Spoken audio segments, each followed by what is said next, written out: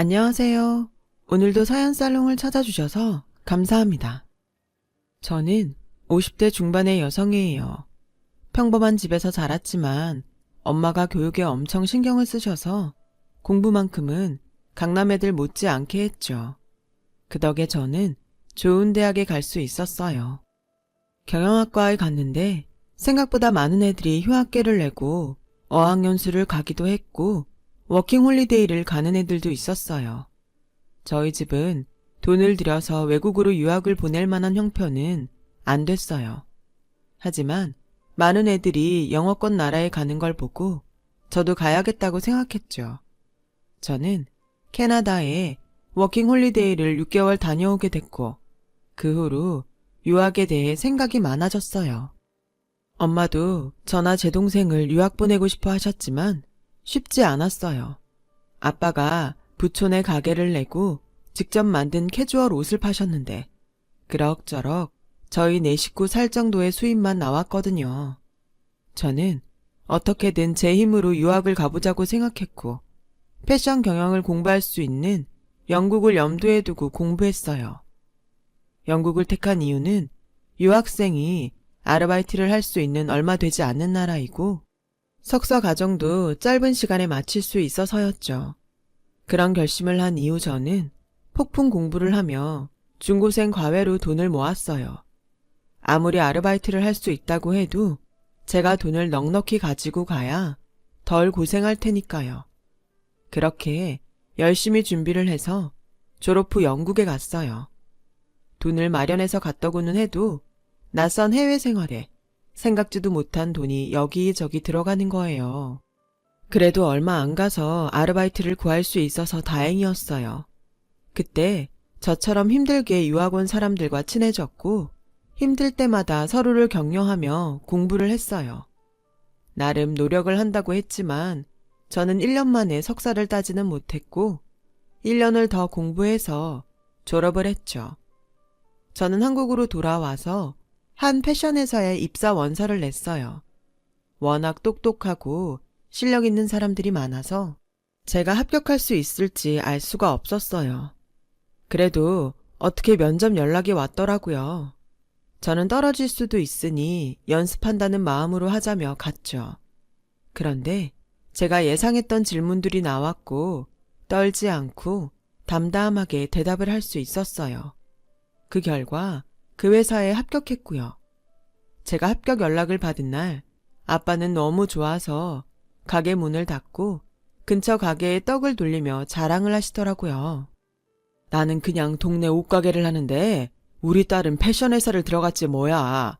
걔가 어릴 때부터 남들보다 똑똑하긴 했는데 이렇게 잘났을 줄은 몰랐네. 라며 만나는 사람들마다 똑같은 얘기를 반복하셨다고요. 아빠, 이제 그만해. 나 창피하려고 해. 그리고 이게 다 아빠가 유학 가도 된다고 허락해주고 공부하는 거 밀어줘서 그렇지. 나 혼자 된 건가? 엄마도 공부하는 거라면 뭐든 다 해줬잖아. 라고 하니 옆에 있던 엄마가 은경아, 그렇다고 다 공부 잘하고 너처럼 잘 되는 거 아니야. 나는 진짜 너도 그렇고 미경이도 내 말 잘 따라줘서 얼마나 니들한테 고마운데. 거기다 이렇게 좋은 회사도 척척 들어가줬는데 100번 1000번이라도 말할 거다. 너랑 미경이는 엄마 아빠의 자랑이야. 라며 좋아하시는데 그동안 엄마가 저희 공부시키느라 아빠 몰래 동네 슈퍼에서 부업하시던 게 생각나서 눈물이 났어요. 동생은 대학원에 다니고 있었는데 교수를 목표로 공부하는 중이었어요. 미경아, 이제 언니 돈 버니까 걱정 말고 공부해. 너 유학 간다고 하면 언니가 돈 보태줄 테니까. 언니는 유학 가서 힘들게 공부했는데 나만 그런 덕 보는 것 같아서 미안해. 그런 게 어딨어. 누구 한 명이라도 편하게 살면 좋지. 너는 열심히 하는 게 보답하는 거니까 그렇게 알아. 저는 집안 식구들의 기둥이 됐다는 생각에 너무 뿌듯했어요. 그래서 회사도 더 열심히 다녔어요. 제가 하루하루 일해서 버는 돈이 가족들에게 도움이 되는 게 너무 좋았거든요. 또 제가 회사 다니는 게 아빠한테 힘이 된다는 게 기뻤어요. 회사에서는 처음에 일이 서툴러서 혼나기도 하고 뜻하지 않은 어려움도 있었지만 시간이 지나고 한 해 한 해 흐를수록 점점 익숙해져 갔어요. 그러다가 남편을 만나게 됐죠. 남편은 같은 회사의 영업 전략팀이었어요. 저는 마케팅팀에 있었고요. 회사 전체 모임에서 만난 저희는 그 후에 남편이 먼저 저한테 다가왔어요. 은경 씨랑 같이 있으면 참 마음이 편해요. 저랑 계속 만나보지 않을래요? 그 무렵 저도 흔히 말하는 결혼할 나이를 지나서 얼른 누구든 만나면 좋겠다고 생각하고 있었어요. 남편은 주변하고도 잘 지냈고 영업팀이어서 그런지 성격도 좋았어요. 저는 괜찮은 사람을 만나서 다행이라고 여기고 그러자고 했죠. 엄마, 아빠도 동생도 남편과의 만남에 찬성했어요. 우리 딸 일만 하고 남자한테는 관심 없는 것 같아서 걱정했는데 이렇게 남자친구가 있는 거 보니 마음이 놓이네. 엄마는 이제 네 결혼 혼수 보러 다녀야겠다. 라며 앞서가실 만큼 좋아하셨어요. 저는 그렇게 남편과 1년 조금 넘게 사귀다가 결혼을 약속했어요. 시어머니는 젊을 때 의상실을 했다고 하더라고요. 시아버지는 7급 공무원으로 있다가 남편이 대학생 때 돌아가셨다고 해요. 우리는 고위직 집안이라서 그에 어울리는 며느리를 드리고 싶었는데 그래도 네가 회사가 우리 태영이 회사라니 구색이 맞춰지는구나.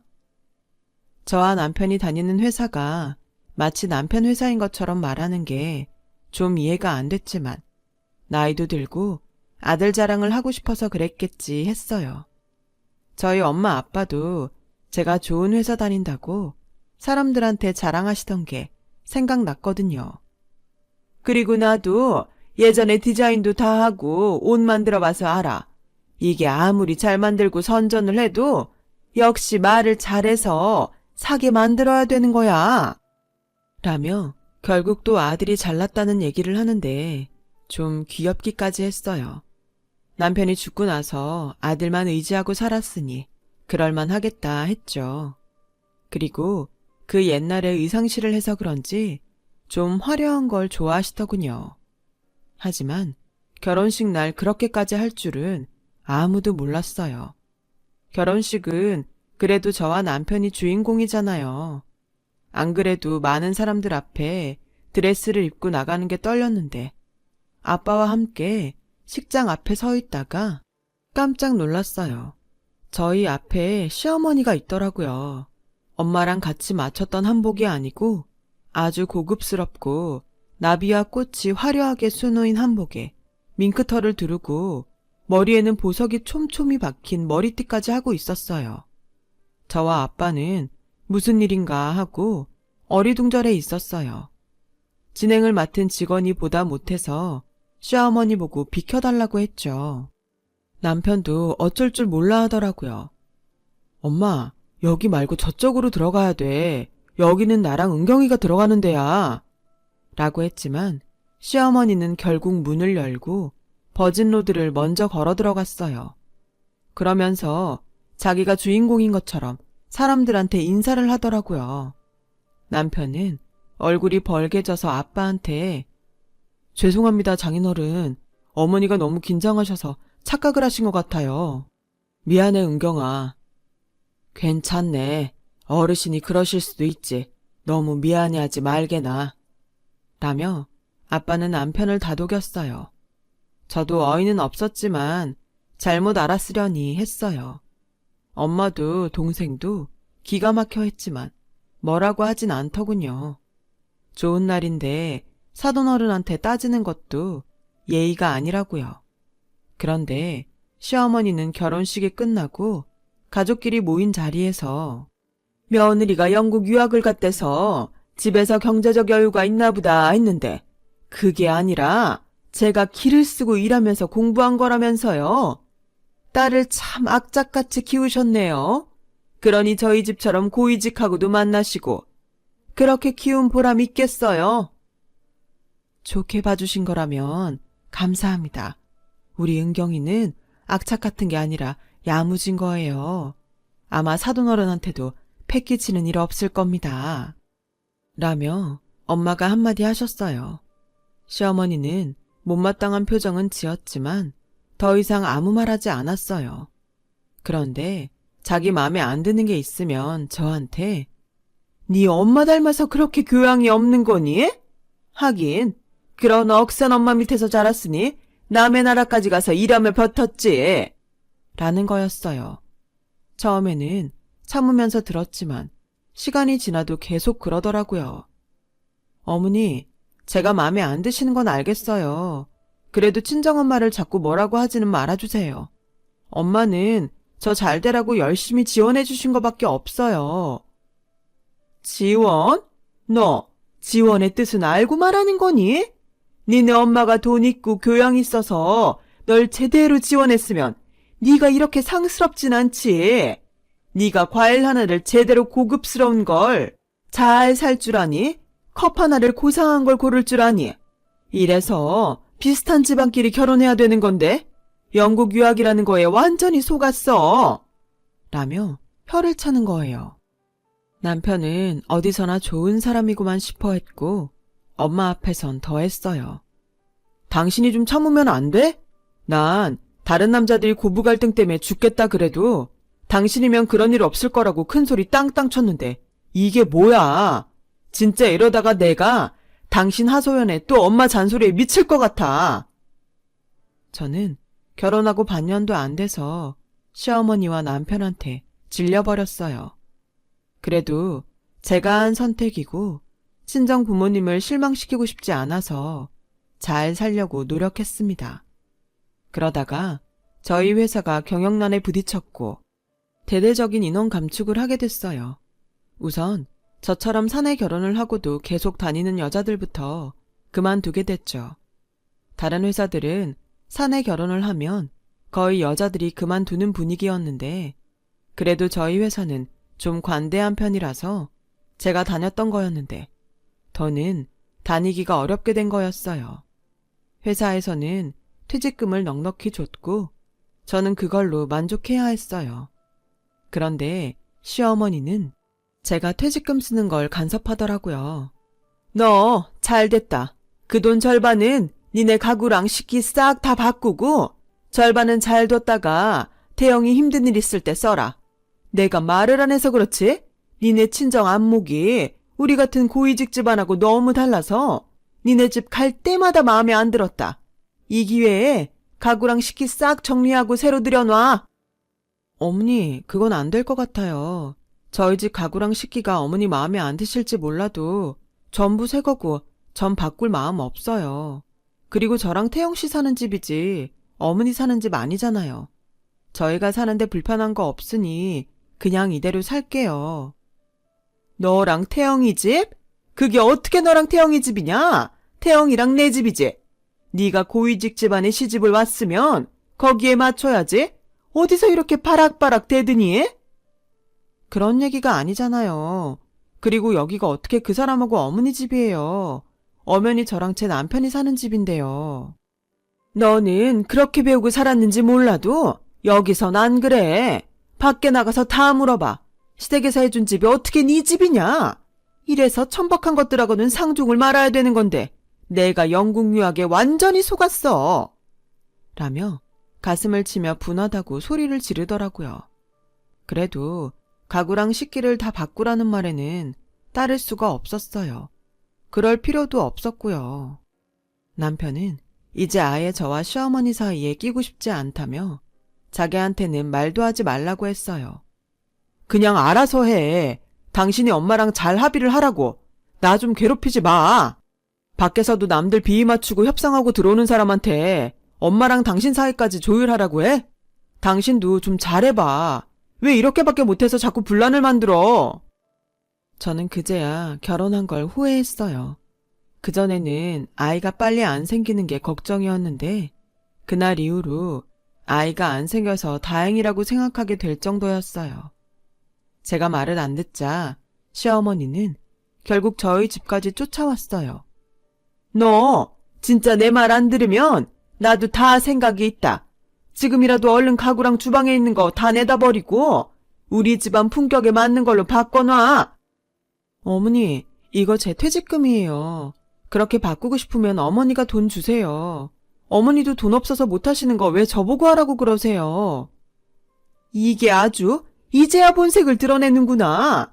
우리 집안을 대체 뭘로 보고 말이야? 라더니 저한테 차 끓이고 있는 주전자를 들어서 확 집어 던지더라고요. 저는 가까스로 피했지만 발등에 떨어진 주전자 때문에 상처가 남게 됐어요. 문제는 그때 마침 저희 엄마가 현관에서 들어오고 있었다는 거예요. 지금 이게 뭐 하는 겁니까? 며느리한테 끓는 물을 집어 던져요. 저 여태까지 참았는데요. 사돈 집안이 뭐가 그렇게 대단해서 우리 딸을 이렇게 잡는지 모르겠네요. 대체 뭐가 고위직이고 뭐가 품격입니까? 이렇게 천박한 짓은 혼자 다 할 거면서. 저 이런 집에 우리 딸 하루도 더 못 둡니다. 은경아, 가자. 엄마는 제 손을 끌고 그 집에서 나왔고 저는 그렇게 결혼한 지 1년도 안 돼서 이혼을 하게 됐어요. 시댁에서는 위자료를 안 주려고 이혼 서류에 도장만 찍어서 우편으로 보내더니 연락도 다 끊고 이사까지 가버렸더군요. 됐다. 돈 몇 푼 받자고 더는 상종 못할 인간들 괜히 찾아다니지 말자. 결혼식 날 지가 가운데로 들어갈 때 알아봤어야 되는 건데 그거 못 알아본 우리 실수라고 치자. 라며 아빠는 저보고 이제라도 이혼한 게 잘한 거라고 하셨어요. 저한테는 괜찮다며 씩씩한 모습만 보인 부모님이었지만 뒤에서 저 모르게 눈물을 흘리시더라고요. 그 모습을 본 저는 너무 속상해서 뭐라도 해드리고 싶었어요. 그런데 아빠가 저한테 제안을 하셨어요. 은경아, 아빠가 다른 옷가게에서 우리가 파는 옷을 자기네도 팔게 해달라는 말을 들었는데 그거 아빠랑 해보지 않을래? 그도 그럴 게 아빠가 만드는 옷들이 잘 팔리는 편이었거든요. 아빠 옷가게는 다른 데에서 옷을 받아다 파는 게 아니라 거의 아빠가 만드는 옷을 팔았어요. 그러다가 다른 옷가게에서 제안을 받은 거였고요. 아빠는 변두리 작은 건물 지하에 세를 얻어서 직원 둘과 함께 옷을 만드셨어요. 그러다 보니 옷을 많이 만들어내는 건 어려웠죠. 저는 제 퇴직금을 털어서 옷공장을 할 장소를 구하고 직원들도 뽑았어요. 아빠가 디자인을 하고 패턴을 만들면 다른 직원들이 각자 맡은 자리에서 미싱을 돌리고 단추를 달고 마무리를 했어요. 엄마와 저는 마지막에 실밥을 제거하는 일을 했고요. 그러면서 어떤 옷들이 더 잘 팔릴지 잡지도 보고 사람들이 옷 입고 다니는 것을 보며 유행을 파악했어요. 또 어떻게 하면 더 사람들의 시선을 끌지 생각해서 옷가게 마네킹 위치도 바꾸고 다른 액세서리들도 배치했어요. 얼마 지나지 않아서 아빠 가게에는 전보다 더 많은 사람들이 오게 됐고 아빠한테 옷을 받아간 가게도 옷이 잘 팔려서 매출이 늘었다고 좋아했어요. 저희는 아예 브랜드를 만들기로 했어요. 인터넷 쇼핑몰도 만들어서 브랜드 이름을 그대로 붙였고요. 저희 옷을 떼어가려는 가게들도 점점 늘었어요. 아빠와 저는 그렇게 사업을 하는 재미에 푹 빠졌고 6년쯤 지나고 났더니 저희 쇼핑몰이 제법 규모가 있고 단골이 많은 가게가 됐더라고요. 저희는 공장이 있는 동네의 작은 건물 하나를 통째로 빌려서 사무실을 두고 매장까지 냈어요. 저희가 직접 운영하는 가게만 2개가 됐고 인터넷 쇼핑몰로도 계속 옷을 팔았죠. 소매 가게들과도 거래를 했고요. 그러는 중에 동생은 유학을 마치고 한국에 왔고 결혼을 하게 됐어요. 저희 식구는 제 결혼으로 생긴 상처 때문에 동생의 남자친구와 시댁을 굉장히 꼼꼼히 살폈죠. 다행히 동생 시댁은 다 좋은 사람들 같았어요. 그래도 저희는 자꾸 조심하게 되더라고요. 엄마는 일부러 혼수도 비싼 건 못한다며 동생 시댁을 떠보기도 했어요. 물론 저도 엄마가 좀 지나치다고는 생각했지만 저 때문에 받은 상처가 그렇게 크구나 싶어서 아무 말도 못하겠더라고요. 저는 따로 동생과 예비 매부를 만나서 좋은 데에서 옷을 맞춰줬어요. 언니, 일부러 이러지 않아도 되는데 우린 괜찮아. 아니야, 내가 해주고 싶어서 그래. 집에서 해주는 거랑 별도로 그냥 내 선물이니까 받아. 이렇게 신경 써주셔서 감사합니다. 처형이라고 해도 되죠?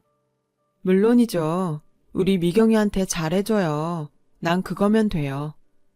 저는 두 사람을 데리고 명품 브랜드 샵에 가서 가방도 사줬어요. 두 사람이 가방을 들고 나란히 거울 앞에 서서 이리저리 보는데 바닥을 닦던 아줌마가 밀대 끝으로 동생 옆구리를 팍 찔렀어요. 모르고 한 거겠지만 동생이 아파하는데도 그냥 가버리는 걸 보니 기분이 상하더라고요. 저는 매장 매니저를 불러서 항의했어요. 매니저는 난처해하면서 사과를 했어요. 정말 죄송합니다, 고객님. 지금 청소 시간도 아닌데 저 청소 직원이 나이도 좀 있는 데다가 들어온 지 얼마 안 돼서 그런 것 같아요. 너그럽게 이해 부탁드려요. 라길래 서툴면 그럴 수도 있겠다 싶어서 그 정도로 넘어갔어요. 그런데 나가는 길에 그 청소 직원과 마주치게 됐고 저와 동생은 그 사람 얼굴을 제대로 보고는 깜짝 놀랐어요. 다름 아닌 시어머니였어요. 시어머니는 저와 제 동생을 훑어보더니 얼굴 근육에 경련이 난 것처럼 실룩거리더라고요. 니네가 어떻게 여길 왔냐? 어떻게 오긴요? 쇼핑하러 왔죠. 라고 차갑게 대답하고는 동생과 매부를 데리고 돌아와 버렸어요. 그 도도하고 대단하던 시어머니가 어떻게 거기서 청소를 하게 됐는지 몰라도 저희를 계속 무시하는 식으로 말하는 건 정말 참을 수 없었어요. 그런데 며칠 후 시어머니가 사무실로 저를 찾아왔어요. 어떻게 안 건지 몰라도 위자료 때문에 연락을 끊었던 사람치고 정말 뻔뻔하다는 생각만 들었어요. 시어머니는 전과는 다르게 아주 불쌍한 표정으로 예, 오랜만에 만나서 반갑다고 한다는 게 내가 그만 실수를 했다. 이해 좀 하고 넘어가죠. 여기는 어쩐 일이세요? 다시는 저 볼 일 없는 거 아니었어요? 그게 내가 좀 급해서 그러는데 돈 좀 빌려다오. 금방 쓰고 갚을게. 라는데 정말 기가 막혔어요. 저한테 뭐 맡겨놓은 것처럼 말씀하시네요. 저 그런 돈 없습니다. 돌아가세요. 라고 하자 시어머니는 제 손을 꼭 붙잡고 사정을 하더군요. 우리 태영이가 사업을 하다가 돈이 좀 모자라서 요새 많이 힘들어해. 너도 사업을 하니 그 심정 알 거 아니니? 없다고만 하지 말고 조금만 도와줘. 그걸 제가 왜 도와줘야 되죠? 저한테 위자료 주는 것도 싫어서 이사가고 연락도 끊었던 양반이 어렵다고 저를 찾아와서 돈을 빌려달라니요. 할머니 같으면 돈 빌려주고 싶겠어요? 할머니? 너 아무리 그래도 어떻게 그런 말을 하냐? 예전 일이라고 해도 내가 너 시어머니 아니었니? 꼭 이렇게까지 해야겠어? 그 예전 일 때문에 저희 가족 전부 아무도 못 믿고 살아요. 겉으로 아무리 좋은 사람 같아 보여도 의심한다고요. 댁들 때문에요. 그런데 제 입에서 좋은 말이 나가겠어요? 무슨 일인지 몰라도 댁들 일은 댁들이 알아서 해결하세요. 여기요. 경비원 아저씨 좀 불러주세요. 이 할머니 내보내고 다시 못 들어오게 하라고 해주세요. 라고 하자 시어머니는 싹싹 비는 신용을 하며 내가 미안하다. 잘못했어. 그러지 말고 어떻게 좀 안 되겠니? 내가 오죽하면 이러겠니? 그러게 좀 잘 살지 그러셨어요. 무슨 일인지 전 알고 싶지도 않으니까 다신 찾아오지 마세요. 라며 겨우 돌려보냈어요. 그리고 며칠이 지나자 이번에는 전 남편이 찾아왔어요. 당신 잘 살고 있었구나. 엄마한테 얘기 들었어. 우리 엄마 때문에 속상했던 거 아는데 그래도 피차 마찬가지였잖아. 엄마도 당신 때문에 속상했으니까 이제 그만 풀어. 입은 삐뚤어져도 말은 바로 하라고 했다고. 그쪽 엄마는 나 때문에 속상한 게 아니라 나를 무시하고 함부로 대한 거였지. 내 발등에는 아직도 그때 화상 자국이 있는데 이제 와서 은근슬쩍 서로 잘못했다는 식으로 넘어가려고 그래? 그런 말 하려고 날 찾은 거야? 돌아가!